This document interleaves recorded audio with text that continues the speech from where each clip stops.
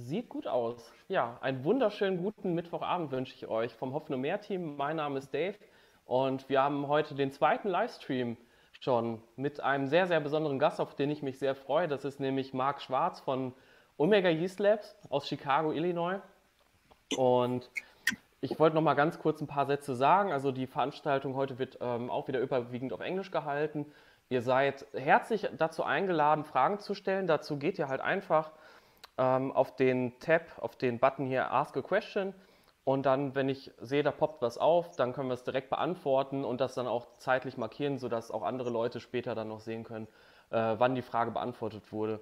Genau, und ansonsten hoffe ich, dass ihr einfach viel Interesse mitgebracht habt und vielleicht auch die eine oder andere Frage vorbereitet habt vielleicht oder vielleicht fällt euch auch noch spontan irgendwas ein. Ich würde mich sehr freuen. Now I would like to introduce the guest a little bit more, I guess. How's it going, Mark? It's good. Guten Abend. Yeah, so my name is Mark Schwarz. I've heard there's some questions about my last name. My guess would be my Urgroßeltern are Schwäbisch. So my ancestors came to the United States in the 1890s. So my grandfather only spoke German until he was 10 years old, something like that. So in the U.S. until more recently, German was the largest ethnic group in the United States. I think in the last 3 to 5 years, Mexican has overcome German, but where I'm from in the Midwest is very German background. So St. Louis, especially where you originate from, right? Well, I'm sorry? I just said, and especially St. Louis, because I think there's Anheuser-Busch. Correct, yeah. And I actually have moved back. I'm based out of St. Louis. The business office is in St. Louis now, and our production's in Chicago. So I kind of moved back. But St. Louis especially, yes. Anheuser-Busch was all, is the big brewery's 3-4 kilometers from where I live. Wow. So there's a lot of beer in St. Louis. So just real quick, one of the questions says that we're very quiet. I didn't know are you able to hear me or is it just Dave? I think I'm not sure if this was addressed to me, but Sebastian, hörst du mich jetzt besser? Also eigentlich müsste das nämlich ganz gut klappen hier. I already tested the microphone a few times, so it should work. Okay, then I'll just check if it's better without headphones, maybe. Can you hear me? Can you still hear me? No, I can't hear you at all. Oh, okay. Yeah, then I'll switch back to headphones because I think hopefully everyone can hear me. Okay. But you can hear me pretty good, right? Yeah, I'm a little better now. So right. So anyway, long and short of it, thank you for having me on your show and the program. And I don't want to take too much time from people, so I'll jump right in. My Deutsch ist schlecht. So ich hatte ein Praktikum bei Deutsche Telekom in 2002 in Köln, Bonn, Aachen, and so I spent most of my original career was electrotechnician engineering. Was it? Wow. So I did software programming for Deutsche Telekom, and I also worked for a small company in Braunschweig. So I got to bounce around, but that was a long time ago. So ich vergesse mein Deutsch. Tut mir leid. No, right. But it's pretty funny that you mentioned that your roots were from Swabian because the company is located in the Lake of Constance. So. Oh, okay, yeah. Downside, right? All right. Well, I have a short presentation. I thought we could talk a little bit about Kveik. I know everybody, I'm sure, has played around with Kveik, but I don't know if people knew much of the history or other things. So I'll go ahead and jump in if that's okay. Sure. I just got another feedback that I am pretty quiet. Ich frage nochmal, I'm just asking in German. Also haben mehrere Leute das Problem, dass ich sehr leise bin, oder ist es tatsächlich jetzt nur bei Mark und Sebastian, weil Mark Schwarz hört mich eigentlich ganz gut. So you still hear me loud and clear, right? I can, yeah. Okay. that's pretty weird because the last live stream went Easy. without any flaws. Yeah.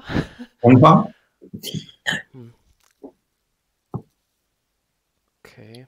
Okay. So I'm loud. You're not.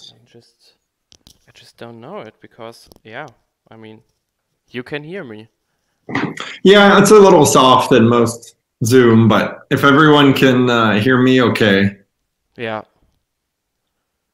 But yeah, it says loud. I don't remember what Deutlich means, unfortunately. Checking if I have some settings here, maybe. But if you don't mind, you can just go ahead and I figure out what the problem might be. Okay, it sounds like people are hearing me laut und deutlich, so I'll jump in. All right. It's loud enough, but okay. All right, I'll just go ahead and share my screen if that's okay then. Yeah, that's perfect. I just gonna, yeah, that's awesome. Okay, great. So I want to jump into the history and brewing with Kveik, and then a little bit on cell counts. I don't know if we have time or people are interested, we can decide from there. And let me know if I'm talking too quickly. I'll try to slow down a little bit. So I'm going to just start real quick with Omega Yeast. For those who are not very familiar, I think we're the first of the new yeast companies, if you will. So from our bigger competitors in the US who have been around a bit longer, we started about 7 years ago in 2013. And what we essentially do is 100% liquid yeast. Alles klar? Yeah, sure. I just check my phone if there is anything that I can do about the audio. Okay. So there's very few companies in the world that do dry yeast. It's a very different process. And we essentially do liquid yeast. We also do bacteria for lacto and souring. We help a lot of breweries in the US. So the US is up to something like 8,000 something breweries. When we started in 2013, there were only 2,500 breweries, 2,500 breweries. And in the late 1980s, I think we were down to 87 breweries. So kind of going back to the German roots, in the late 1800s, the US had about 4,000 breweries, and a lot of those died down after Prohibition. But now we're back up at over 8,000, which is great. So we help a lot of breweries with different lab tests. If they have contamination, they have any issues with diastaticus, all that, they send that all to us. We also help a lot of people with strain selection and fermentation. The styles are always changing very rapidly in the US and all over the world. So we're always here kind of to help push those harder and faster. And then lastly, we also privately bank a lot of people's strain, meaning some people will find yeast out in the woods or on a farm, and they like the taste. And so they'll send that to us, which we freeze and store all of our yeast at minus 80 Celsius. Wow. So real quick, here's a picture of our brand new facility we just moved into. Like I mentioned, my partner Lance and I are the ones that founded it. We started in a tiny little 120 square meter space. My partner Lance is the PhD yeast microbiology guy. Like I said, my background's more electrical engineering, programming. And we both actually had jobs at the time we started this. I know Germany, it's a little harder to do sometimes, but to start a business in the US is incredibly cheap and easy. So we both were actually patent attorneys, my partner and I at the time. And we started this on the side at night. So we'd go to work all day, and around 6, 7 p.m., I usually do the cooking for my wife. I would jump on the metro, and we'd go up and work in our lab from 8 p.m. at night till midnight or 1 in the morning, and then do it all over. So it was pretty brutal those first years, but we quickly were able to get a part-time employee and started kind of adding people. In December, we had grown enough that we moved into a 930 square meter building. And then just a couple months ago, we just moved into a 1,400 square meter building that now has a real brew house. I got some other pictures here to bore you with. Brew house, an R&D lab, a lot more tank space. We have a grain silo. As you can see, on the left is the grain, and on the right is our spent grain when we're done with it. And then this was taken from a railroad train track platform. So it's Chicago, all the commuter lines. Chicago's about 11 million people. So a lot of people before COVID, to get downtown to your office building, you would take these big double-decker trains so they can see our building from the train when they're coming in. Here's our brew house system in CIP. And as you've noticed on the right over there, we have something it's called a mash filter. There's not many of them in the US. I don't know about in Germany, but essentially it's a way we can get about 98% efficiency out of our grain. Wow. And I have another picture a little better on the floor. We were able to get the German ceramic tiles, which is great. And they last a long time, and we got a little yeast bud in there. Here's some, we most recently got some Braucon tanks in from Deutschland, and these are all 36 hectoliters each. This is kind of a top view down into our new building, just with all our tanks, and just very different than our old buildings. And there's one of those mash filters you can kind of see. So you can essentially push your wort through these filters and really squeeze out all the grains, spent grains, squeeze out all the wort. And then underneath, your spent grain ends up there, and there's a corkscrew auger, I guess is the word in English, that will then take it outside to that silo. Okay. And of course, we wouldn't be here if it wasn't for our team. We have almost 45 people now. And I guess our motto is we take yeast very seriously, but then we're not serious about much anything else. So you can see on the right there too, if you're familiar with Goth Day, but everybody dressed up like a goth for work. So we have a pretty ridiculous group of people, which is fun. So I don't want to spend too much time talking about Kveik, since the background, since I know most people are familiar with Kveik. It's I don't know if people know that just the Voss dialect. So the Lars Garasol, who started finding these Kveiks and traveling the Norwegian countryside, his first stop was in the Voss province. And apparently their dialect for yeast was Kveik. But apparently in other parts of Norway, they have a different word for yeast. So I thought that was kind of interesting. But now around the world, it's known as Kveik, anything from Norway. And as all you know, this has been going on for generations.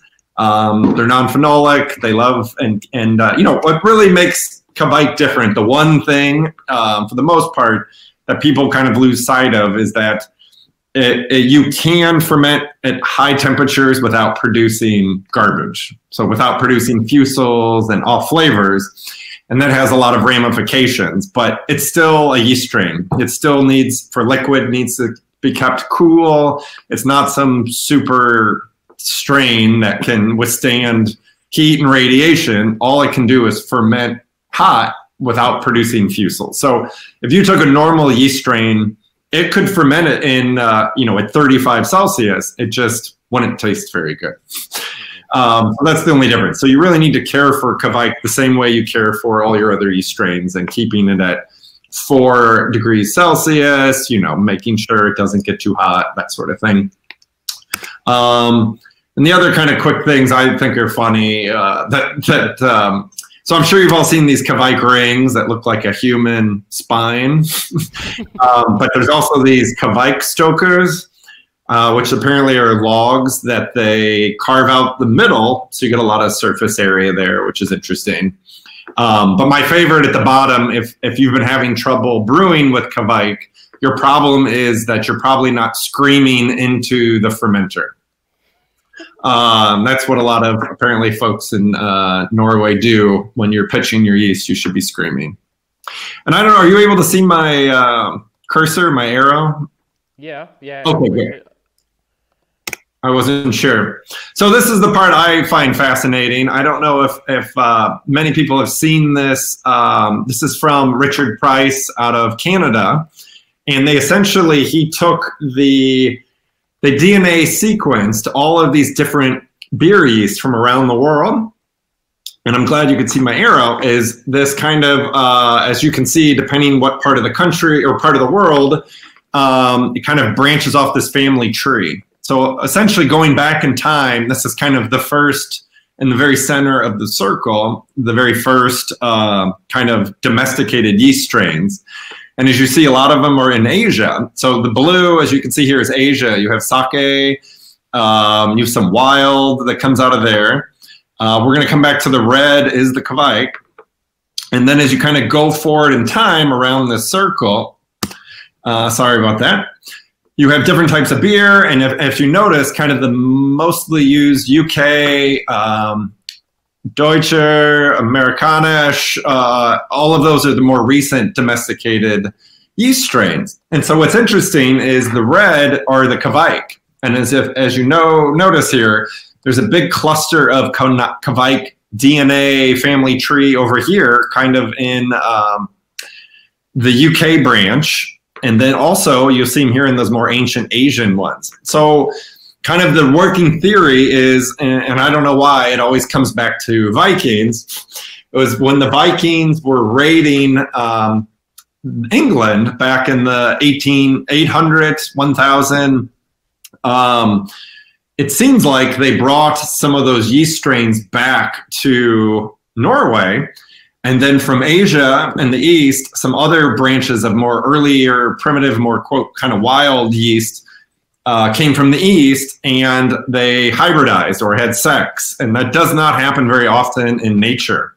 So it's kind of interesting. It just kind of happened, whether the farmers kind of had it happen or it just spontaneously happened. But the best we can come up with were some British strains, hybridized, had sex with these primitive strains so that they were non-phenolic from the British, but they had the high temperature, high alcohol tolerance. You know, wild yeast strains are much more strong, hardy. Yeah. And so that's what the thinking is on that. So I think that's fascinating to me. We've done hybridization in our lab, which I can talk about later. So there's under certain conditions you can force yeast to have sex, but normally they are, as you know, asexual. So I can talk a little about that later. Yeah, and then there's another part too that so we were the first yeast company in North America to start selling Kveik, and we really noticed how quickly they fit into modern brewing, which, for us here in the US is hazies and, things like that, just pushing the boundaries of what beer is and what beer can be. So these end up fitting very well, is that they can be fermented so quickly, but also make traditional British style beers and things like that. So IPAs, pale ales, stouts, they have that high alcohol tolerance. We've even gone up to a 16% barley wine, which is pretty wild. I don't know how much barley wine you guys are brewing in Germany, but it's some, yeah, maybe. Yeah. Okay. So, and I have a recipe I can share later if you're interested, but we did a 16% barley wine with Hornendal. And it was there was no boozy burn, very smooth. So it was very interesting.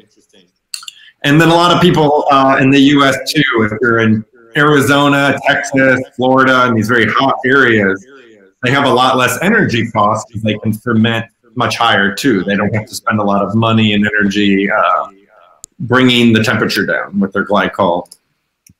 And then, as you all know, the ester content on a lot of these is pretty wild. So just quickly showing the Kveiks we offer very quickly. Hothead was the first one. It's the Stranda strain, and it's a little more kind of honey or mango. And it was our cleanest until we launched Lutra. It, I think, is one of my favorite. That one's interesting, is you can ferment at 35 or like 25 Celsius, and they taste almost the same. It's very interesting. A lot of people do cleaner beers. I've seen, we've done a 5-day Berliner Weisse with Hothead and our lacto. People do blondes, that sort of thing. Voss is a bit more citrusy, kind of orange, lime.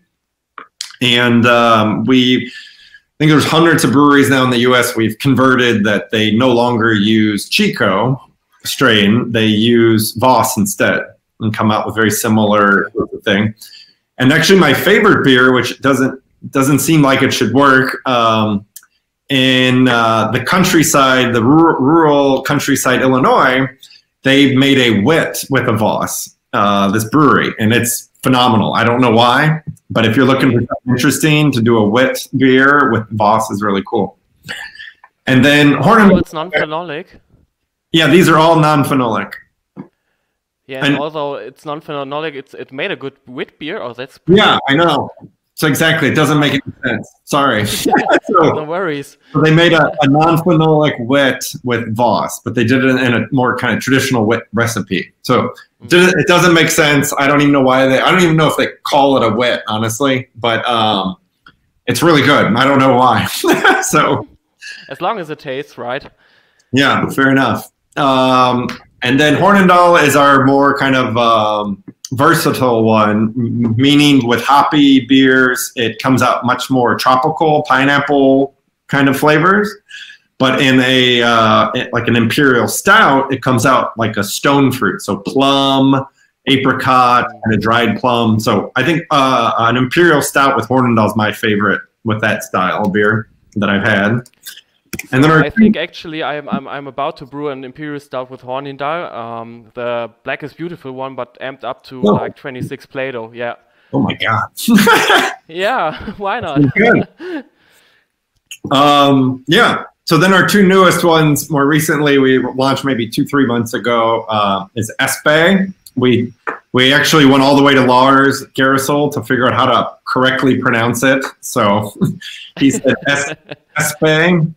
And our favorite with that is a hazy. I don't know, the flavors on that one are lychee, pear, tropical fruit. It's very good, especially in a hazy beer. So I definitely recommend trying that one out if you haven't played around with Espe yet. And then our newest one, which is a kind of fun story, is our Lutra, which is the Latin word for otter. Okay. Yeah. So I thought Lutra is Latra. Actually, I always spelled it Latra, but that seems to be off, right? You spelled it Latra? Yeah, I thought so. Oh, interesting. Yeah, Lutra. Lutra. Okay. I guess the Latin genus, Latin. Yeah, I guess Latin. I'm trying to remember. Yeah. So anyway, Latin for otter. So that one's a kind of cool story. We kind of just discovered that. One of our customers in Ohio was brewing a pseudo lager. So yeah, I guess to step back, what we like to say, so at the end of the day, the brewer can call it whatever beer they want to call it. But yep. Just to make sure people are on the same page, if it's with a actual lager strain, you know, Pastoranus, we call those lagers. If it's with technically Geweizen ale, we call it pseudo lager. So just like the Kolsch ale strain, a lot of people will call pseudo. So we had someone use Hornendahl, and they fermented at like 24, 25 Celsius, and Hornendahl, and it came out very clean, and we were kind of shocked how clean, and clean meaning minimal esters, very little ester production. So that you could brew a pseudo lager. So we end up going through, or Hornendahl is the original blend of 9 different yeast strains, and we went through and isolated all 9 of them, and then brewed beers separately with all those 9, and we found one strain, Lutra, that was responsible for it being so clean. So this one's really cool. Is you can essentially brew a pseudo lager. I can go to the next one here. The cleanest we found, you can do a pseudo lager is around 20 to 22 Celsius is the cleanest way to have a beer. If you really want to do a pseudo lager, pseudo pilsner, or something like that. So it's going to take obviously a little longer, but that's the cleanest, and it's cleaner at that 20 to 22 than it is at 35 Celsius. If you're looking for fast, which some brewers are, it'll go much quicker, obviously, like Okavike in 2 or 3 days. But you end up with this little dash of fruitiness. So just very, very small amount of fruitiness. But it's still much more mild, much less fruity than hothead at any temperature, even though we would say hothead was fairly clean. So yeah, it's kind of shocking. So if you're kind of looking for a quicker way to make a lager, and you know, and a lot of people, you're welcome to, you don't have to. Any diacetyl goes away pretty quickly, and some people actually will cold lager for a week or two or whatever, if you'd like to clear it up, you know, use that sort of thing. So the other thing interesting with Kvikes, and this is just kind of a real quick experiment we did with Lutra and our Bayern lager, which is the Augustiner yeast strain. Oh, that strain is just awesome. I love that. Beautiful, right. What's interesting, we did an experiment with 3. Our cast out, meaning at the time we pitched the yeast, the wort was 5, what do you say, punkt? Not punkt. Yeah, punkt, yeah, that's punkt spot on. 2. And if you notice all these different ones then, so we pitched Lutra warm, hot, and the pH went to 4.15. A little cooler at that cleanest stage was 4.19, but the Bayern, as you notice here, the Augustiner, was 4.45. So I don't know if you have had many talks yet or not about Kveik and pH, but Kveik's generally bring your pH down a bit more. So you can either buffer at the, you know, depending on how hard your water is. And I don't know the term auf Deutsch for hard water. Hartes Wasser. Okay. And I would imagine like Bayern would have harder water than up in whatever, Mecklenburg or whatever. Okay. So same here in the US, depending where you are, your water will be harder or not. So you might want to buffer or add something to help bring the pH up a little bit if that interests you. Why are we talking about pH? So the one big difference between Lutra being an ale strain and lager, or lagers people tend to perceive crispness. Again, I don't know what you would say about a crisp beer auf Deutsch. Yeah, I'm not sure. I mean, it's more like herb, maybe. I don't know, herb, like bitter. But that's also it's. We actually also say crisp, so I at least do that. Fair enough. So that's the big kind of talk or fight right now is, you know, and we don't really say Lutra doesn't really have that crispness that a real lager would have, that Augustiner strain would have, and there's really not much sulfur either. Like in a lager strain, you might have a bit more sulfur. You don't see sulfur in Kveik very often unless you are stressing the yeast out too much. So those are the two big differences. Some people, you know, I like that a little bit of sulfur in a lager strain and that crispness, and kind of getting into the crispness. At the bottom here, as you can see, so with these acid, you know, this acidity is you can't taste pH. You can only taste acidity. And at least in English, some people start confusing acid with tart. So when you're making a sour beer, we would say that's tart. That, you know, in the back of your jar, when you have a Berliner Weisse or a Goza, you would kind of feel it in the back. So some people start confusing that taste and tart with acid, but then throw in pH and then start talking about crisp.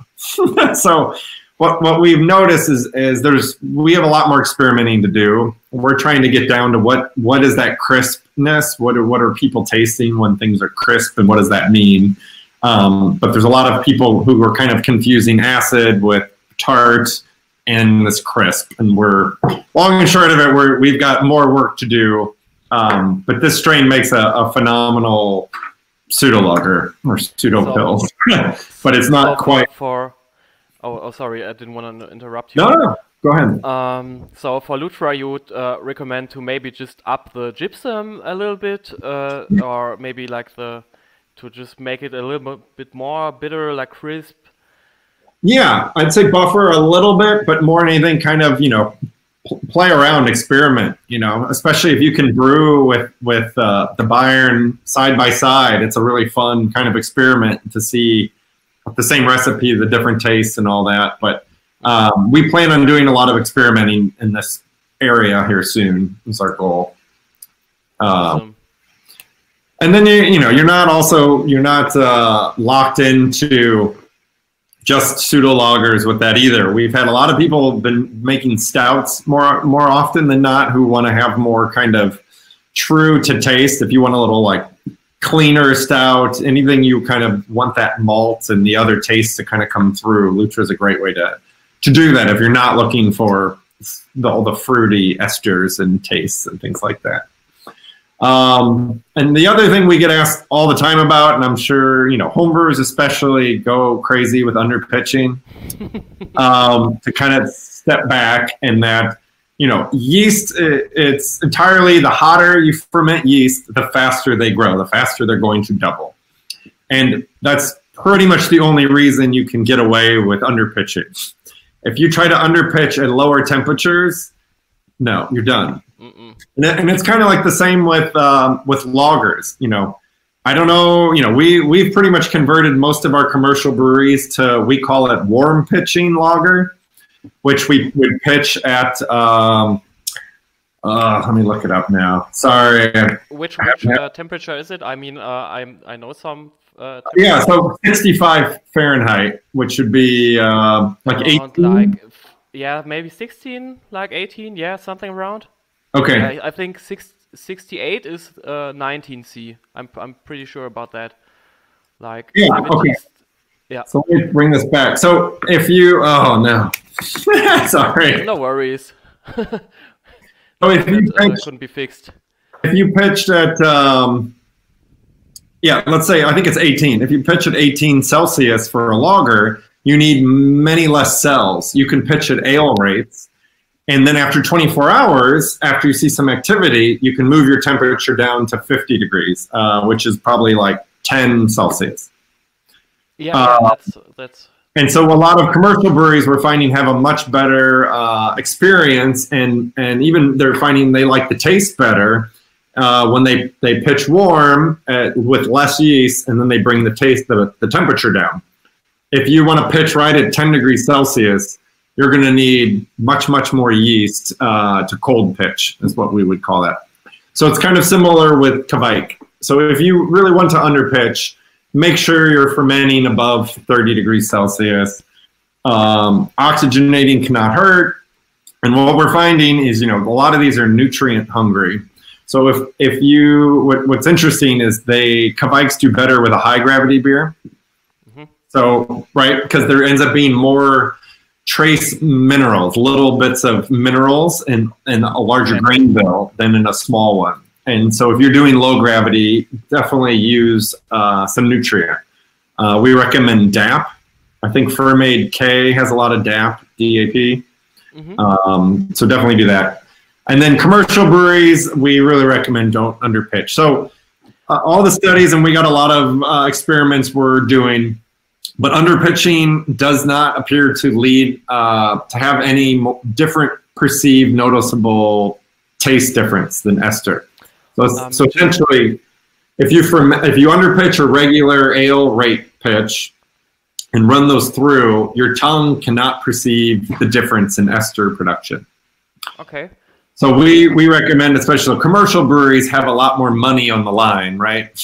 If you're making a 36 hectoliter batch of beer, that's thousands of euros in ingredients and grain, right? Why risk all that money because you underpitched, right? Yeah, as a brewery, you wanna make sure that you lower every risk and have it as calculated as possible, right? Right, right.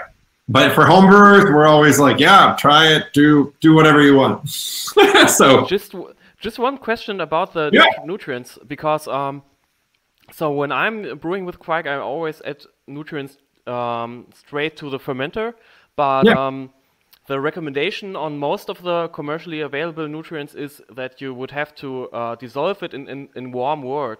But what is your experience maybe on the homebrew level? Yeah, I mean, we've done a lot of experiments. There's some people who they do it in stages or phases, where you add some nutrient and then you wait some time and add more nutrient. We found is just put all the nutrient in right before you pitch the yeast. Yeah.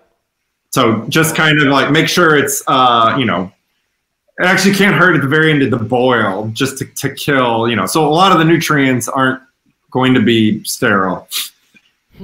I wouldn't trust. Basically that yeast, right? Yes, exactly. Well, so okay, let's step back. There's a couple types of nutrients. The nutrient for that Kveik would need are more macronutrients. So that DAP, more Fermade K. If you can get that in Germany, I'm sure you have Fermade K now. I would be equivalent. surprised because maybe I would have gotten my hands on it. Okay. Well, that's the thing. We've been working more and more with nutrients, so we're hoping to have more, you know, a defined recipe or something to help people more, and I can help send what we've got so far. But essentially, in order for the Kveik to eat the sugars in the wort, they need these minerals and nutrients. So just like you can't just eat sugar all day as a human. You need a little bit of spinach or something for your nutrients, right? To help break that sugar down. And that's the problem. Versus, are you familiar with Cerevomyces? Cerevomyces, sure, yeah. The zinc. That zinc does is help make your fermentation go quicker and more healthy. But it does not help the yeast to eat the sugar if there is a bottleneck, if that makes sense. If there's... Yeah. Right. So to me, there's like kind of two different nutrients where Cerevomyces will give you a very good fermentation and go quicker, but it's not helping the yeast eat more sugars because there's a lack of these nutrients that are needed to eat the sugar versus just helping them eat them faster. But if they don't have certain minerals and nutrients here, they won't be able to eat the sugar to begin with. If that makes sense? Yeah, perfectly, for me at least. I mean, I don't know about the listeners, but yeah, we can circle back. And there's a couple of questions too. Feel free to ask some questions, but cider with Hornindal is a big hit. Yes, I've seen that, definitely. That sounds really good. I tried that cider. It's actually a friend of mine, and he made a really nice cider with Hornindal. I think it was, to be fair, it was the original strain with the bacteria, but it's still like, I think without the bacteria, it would be still a very nice cider. Interesting. And we can talk a little bit about ciders and meads, and then I don't know if you have any in Germany, these hard seltzers. Actually, I think I'm the first one ever in Germany who has tried one, but and I got like really much shame for it, but I don't care. I liked it. Well, we'll talk a little bit about that coming up, but that's all very nutrient dependent. So I'll talk about that in a little bit. But here I'll keep going actually. So yeah, that's one of our future projects. I guess with a good segue. So one thing like we're talking about with pitch rates and Kveiks especially. That's kind of one thing we're working on at the moment. The U.S. hazy is still just nuts and crazy, and people want to know more and more science behind the haziness. That it's not yeast in suspension, but proteins and a lot of other things. So we're diving pretty deep on hazy beers. So hard seltzers. Essentially, all a hard seltzer is you could take. So there's kind of 3 different ways to make a hard seltzer. Traditionally, it's like a vodka tonic. Traditionally is one way. You take vodka or spirit. Or liquor, yeah. Any liquor, and then you just make it at 5% or whatever you want and carbonate it. So add tonic water, whatever, and some flavoring, fruit, whatever. That's kind of one way to do it. In the US, I don't know, I don't remember in Deutschland, the laws to make vodka, to make a spirit, are crazy different than to brew beer. That's true. Yeah, yeah. They make it much, much more hard, expensive legally to make a vodka or a spirit than to make beer. So technically, we can brew beer at home in the U.S. legally, but you're not allowed to make vodka at home legally. In Germany, that's the same case. Okay. Yeah. But you can buy all the equipment to make vodka, and you can buy all the ingredients, but then you're just not supposed to, right? So anyway. Yeah, that's pretty ironic, right? Right, exactly. Yeah, that's anyway. So the other way to make a seltzer is you brew a beer, but you use 100% sugar. And that's what most people now are doing because you can fall under being in a beer category. And the hard part of brewing with 100% sugar is there are no nutrients in sugar or minerals. So you have to give the yeast literally everything. You have to give it all its nutrients and minerals. And that's actually what, and we haven't publicly announced it, but we're coming out with a product for seltzer, but we think it'll work, and we're doing experiments right now, works really well with cider and mead as well. Nice. And essentially it's great. All the nutrients you need to brew a seltzer, but then a mead or a cider or whatever you need. So, you know, this one's specifically for 100% sugar, but I think we'll definitely find the recipe and tweak it for ciders and meads if people are interested. But we've been going pretty deep on nutrient and just kind of, people are having a lot of issues with Kveik and nutrients as well. So that's one thing we're, be on the lookout. We'll have some more data coming out to help people with the nutrient side of Kveik. Another thing looks pretty great again. I mean, the proper starter also looks great, and I also used a few of these cans, and they're just working awesome. And yeah, it makes forward to it. It makes it very easy, and it's as easy as it can get, right? Yeah. Well, and what's nice with the proper starter is we add our own nutrients into that, and that wort is the same wort we use to prop our yeast on. So essentially, we use the same formula and nutrients we use to make our yeast. We put in the can as well, so you have as much nutrients and everything you need. So the other side is just this education side. So I know Dave's on Brewing with Kveik on Facebook all the time, and and elsewhere, Milk the Funk is very big, but there's clearly a lack or need of education. And so that's one thing we're gonna do is start coming out with a whole, education on nutrients, on souring, kettle souring, Kveiks, like just start coming out with a lot of that. And a lot of that will be run through, here's all the experiments we run, kind of like I just showed you with Lutra and that Bayern lager and pH. We're going to be sharing a lot of our R&D data and all that coming up here soon. And the other thing, we hired someone, he's been working for us a while, but he is a former professional brewer, and we were able to hire him, and he is just going to be running homebrew experiments, basically. So like this pH or this crispness or like I just said, the side-by-side Lutra Bayern, like we have, from pressure fermentation to whatever, we have so many experiments we're going to start running that are all in the homebrew scale that we'll then be able to come out with the data and the results for that as well, so that we can keep helping people on the brewing side, and they'll all be, yeast related, but it's pretty crazy with hazies and biotransformation of hops and all the different grains. So so be on the lookout for that. It'll be very cool. Are there any questions so far? I don't want to make this a one-way. No worries. I don't think at this point, but okay. Feel free to send a question in the chat. So the other thing, I don't know if people are familiar with our Yovaru, is another really great strain. Long and short of it is there's a 72-year-old woman in the countryside of Lithuania, and the Lithuanian consulate, the embassy, contacted us one day, and I thought it was a scam. You know, we say catfished in English, like somebody is trying to be a fraud, and it ended up being true. And so we ended up hacking out a deal where we sell her strain. So let me step back. Her strain is a family strain. Her great grandfather found a yeast on the bark of a tree in the woods in Lithuania, and they used that strain over the generations to create their family brewery called Jovaru.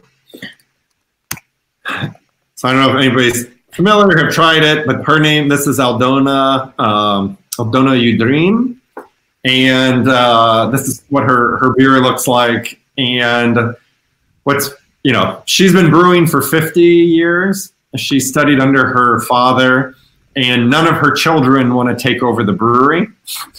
So, you know, she was looking for other ways to make money in retirement. So it's great as she gets a percentage of all the sales. And you know, send her some money on how well that sells, which is great. And what, you know, and this right here is called, I don't know if you're familiar with a tree cake. Tree isn't Baum. She said it took. Baumkuchen in German. Okay, Baumkuchen, yeah. So I wasn't that familiar with it. I don't know. Can you get Baumkuchen in Deutschland? Really? Yeah, I think it will start soon. I think Baumkuchen is not available for the entire year, but it's like a seasonal thing where you're like just a little bit before Christmas, you can get it very readily in Germany. Is in a Lithuanian style, or is there a German style? Just Lithuanian. This is like I think it's German because it's just like chocolate around a cake, and it's just delicious. She said this one it's like all eggs. Aya. So she said it took you know, they'll make one that has 63 eggs, which is nuts, and they have yeah. 63 eggs in a dough. Yeah, in a cake dough. Yeah, 63 Eier. For one cake, one cookie, and they have a spit. I don't know, so over a fire, and then they drip the egg batter, and that's what makes the branches. So they start to do it, and the eggs drip down.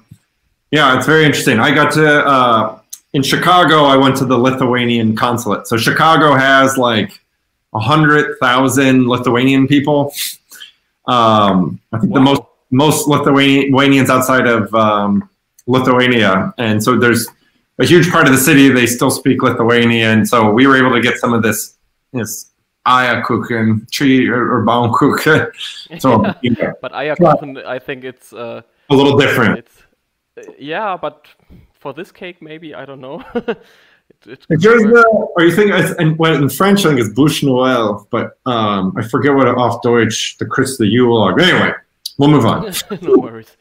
So what she does traditionally is she makes a raw beer. So she brings up, you know, it never gets warmer than 180 Fahrenheit. So that's like below like 90, 75, 80. Yeah, 75, 80 Celsius for her mash, and then she does open air fermentation. So it's very interesting. And then with her strain. So her strain is phenolic, but it's very, very light on the phenolics. It's almost like black pepper and lemon. There's a lot of lemon in that lemon pit. So we use the Lithuanian national bird as the stork, and then kind of the history and all that. So definitely recommend trying that one. I actually tried it with my friend who just wrote it in the chat, Mark. We did a raw farmer's wheat ale where we also didn't boil the wort and just add hops in the whirlpool, and it was pretty crazy because it turned out more than a Hefeweizen than we initially thought, because it's like got this banana and a little bit of clove, a little bit bubble gum. It's crazy. It's a very, very decent beer. I mean, really. Excellent. That sounds good. Yeah, I see that Mark is going on about your wheat beer. That sounds awesome. Wish I could try it. So I don't know if we have time, but I was just going to talk a little bit about cell counts. Do you get many questions or things? Do you use those cell calculators online? So I'm not sure if our customers do actually are very like precautious about cell counts, but I think it would be interesting for at least for me if you would continue about it. So kind of, at least in the US for quite a long time here, and probably still if you talk to most people, is they see every strain as kind of the same when it comes to cell count. And, you know, and why do people care about cell count? You know, it's a lot about trying to figure out what kind of starter you need.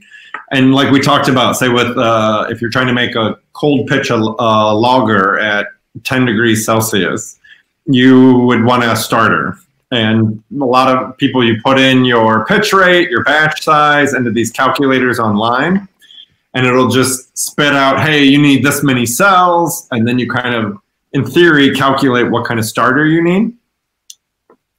And if, you know, and to step back, conventional wisdom. So what we tell most people, like a commercial brewery, is that you need, you know, 0.75 to 1.5 million cells per milliliter per degree Plato. So that's kind of the rule of thumb. Well, with our experience in working with all these strains, we kind of started realizing that all these strains, that this calculator, you would supposedly be using this on any strain, didn't seem like it was true to reality. So we decided to run an experiment. And our experiment was, we started with 100 milliliter of 1040 wort and put it in, you know, started essentially with just a little bit of yeast. So the smallest amount of yeast we could, and put in a petri dish with that 100 milliliter wort. And then we allowed, no, so let me start back. We put the 100 milliliter of the wort on a stir plate in a flask, put a little bit of yeast in, and we allowed the yeast to grow to maximum density. And then after that was finished propping, we went ahead and we counted the cells, and we did that with all the strains that we have. You know, I think we have 120 strains or something in our library now, or something like that. And the results were kind of crazy, because if you can see here, the Hefeweizen ended up with about 100 million cells per milliliter. The West Coast one, which is the Chico strain, ended up with about 150 million cells per milliliter. French Saison ended up with 465 million cells per milliliter.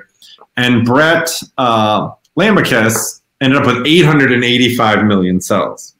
So these are all over the board, and which kind of was crazy.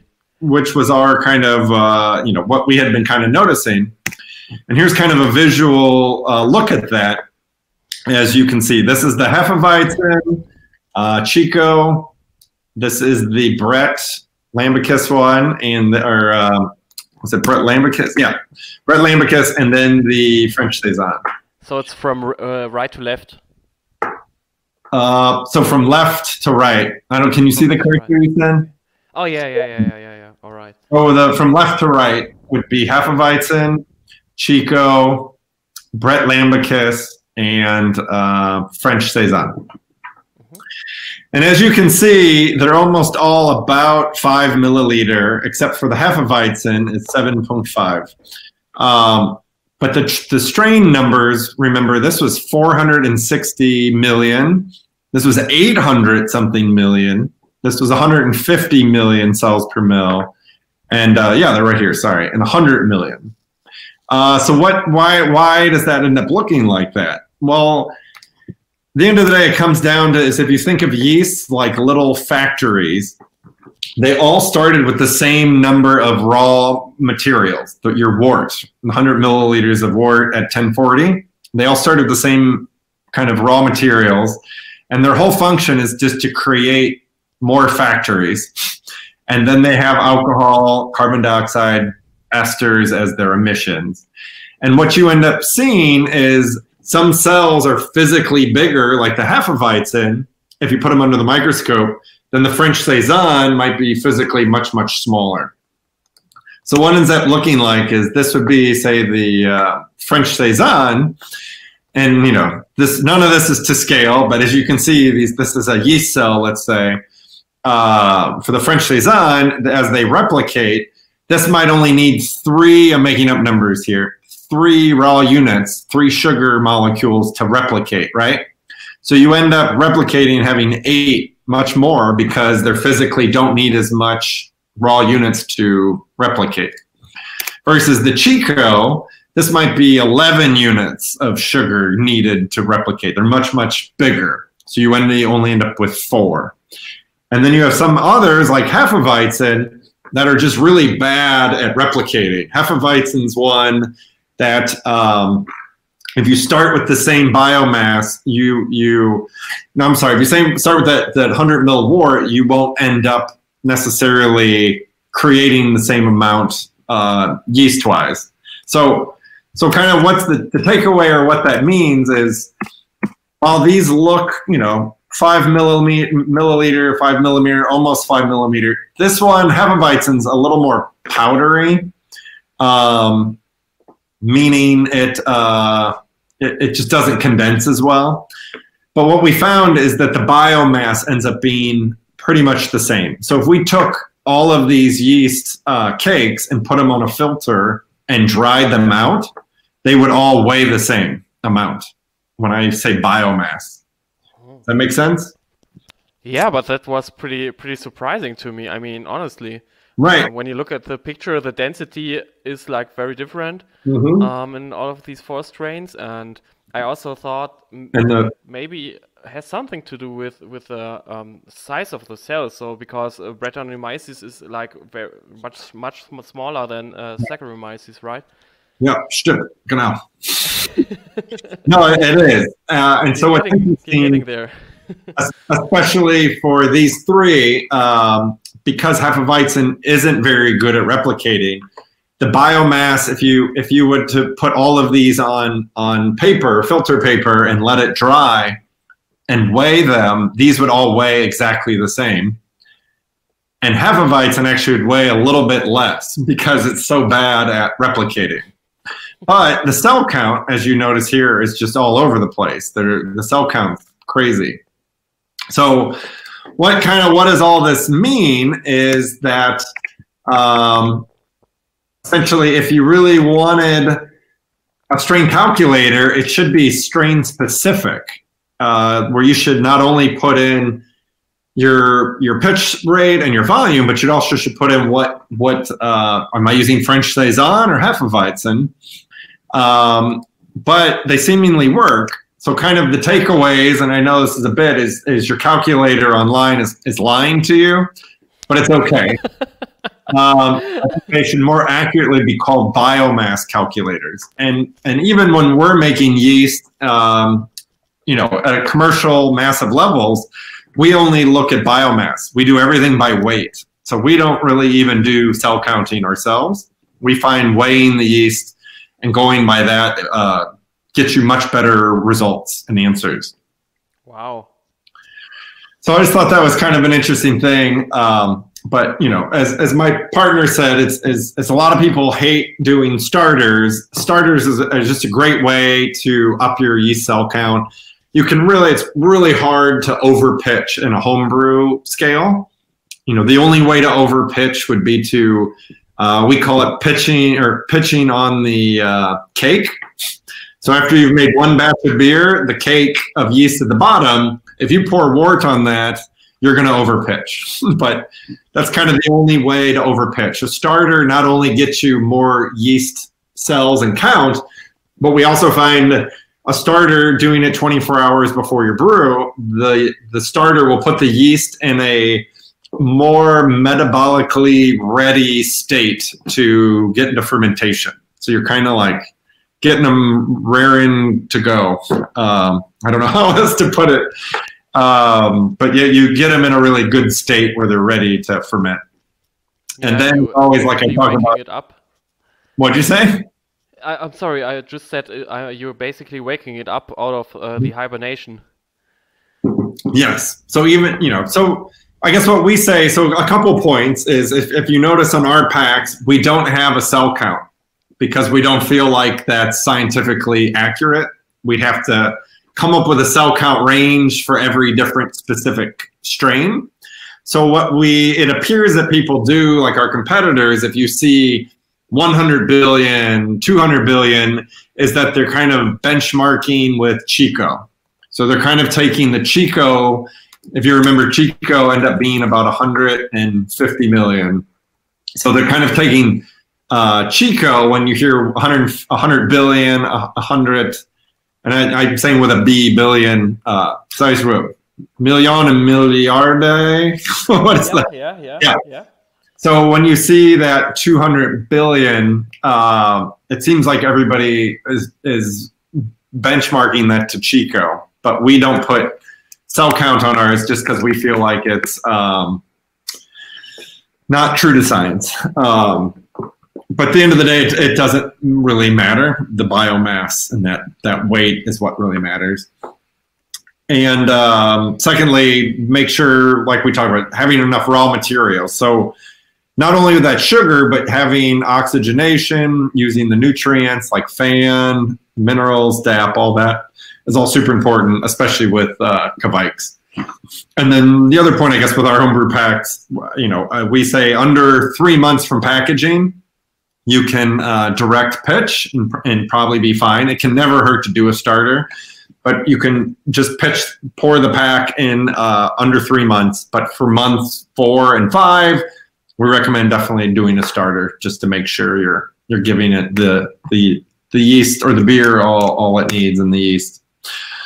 So yeah, some acknowledgments to some of our crew, and then this is a mural painting from our old space that we just moved out of. We were in an old 1920s building, Art Deco building, before our new building. So, but anyway, so yeah, does anybody have questions, or can I dive into anything else? Thank you for listening for a lot of yeast talk. So I think that was pretty interesting. So thanks for the presentation. So especially to hear about the upcoming project, that was pretty special.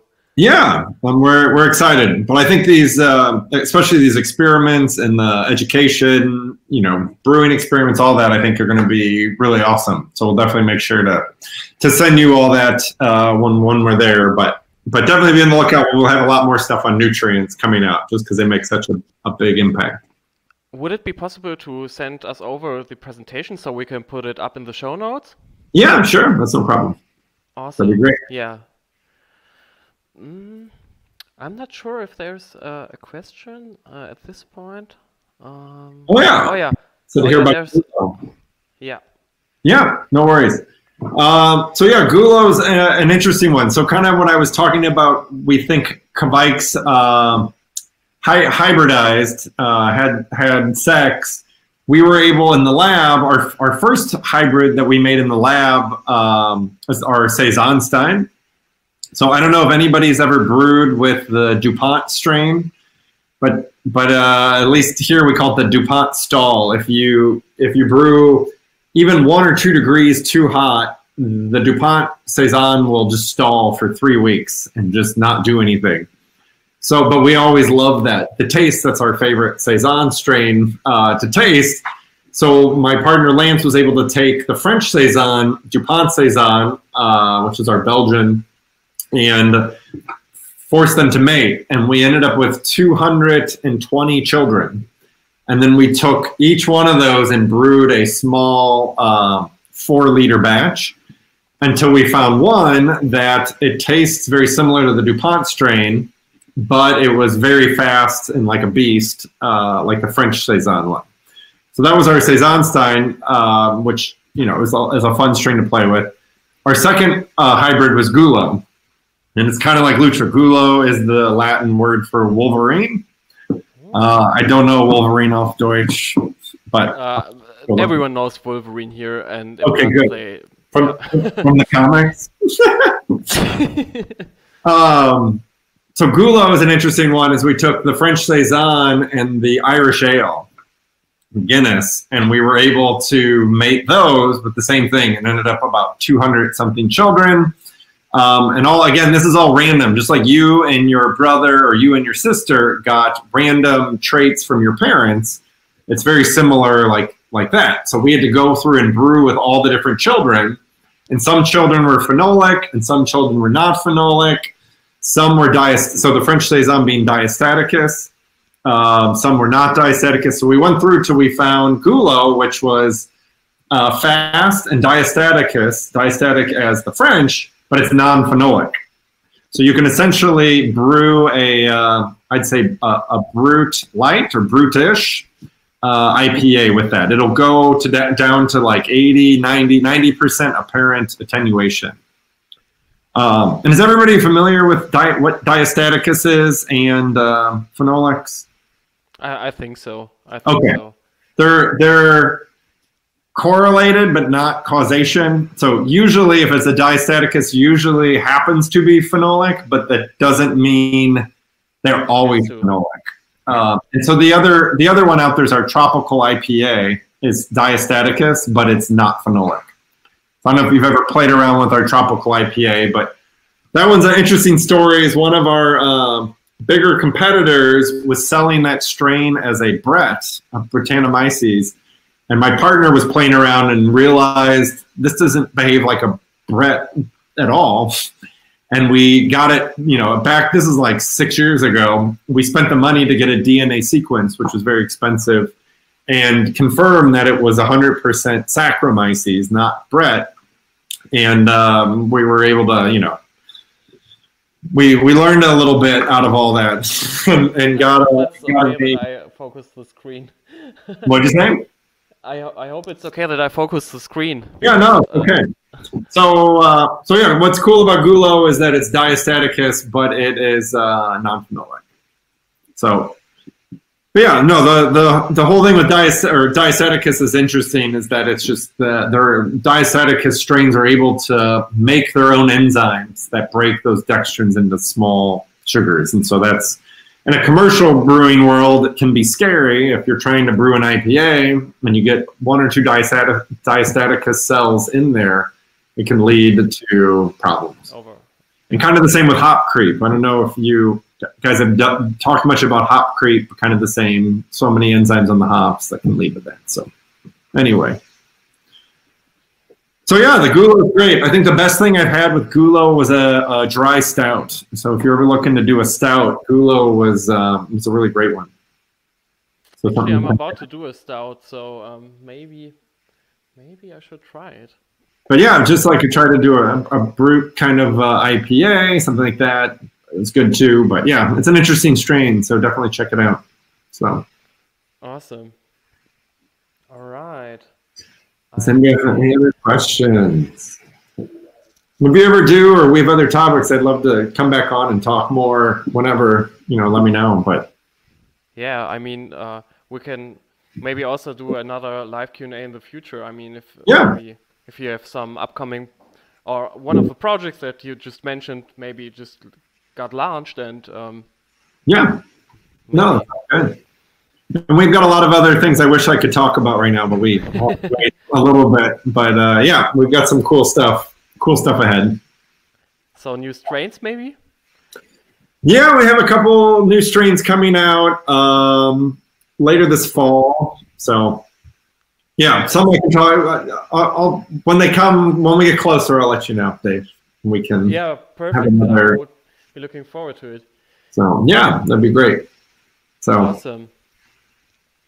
I think the people enjoyed it so far. At least I did. Good. Everybody learned a little bit. Interesting. Yeah. Cool. And I hope you had some fun as well, Mark. Maybe? Always. Awesome. Yeah. Okay. Then, like I said, thank you so much for taking the time. And for sharing these awesome projects with us. And yeah, I'm looking forward to chat with you again. Yeah, sounds good. Vielen Dank and yeah, true. I'll see you around. Yeah, we'll be around. Okay, schönen Abend noch. Ja, kein Problem. Okay. Awesome. Bye.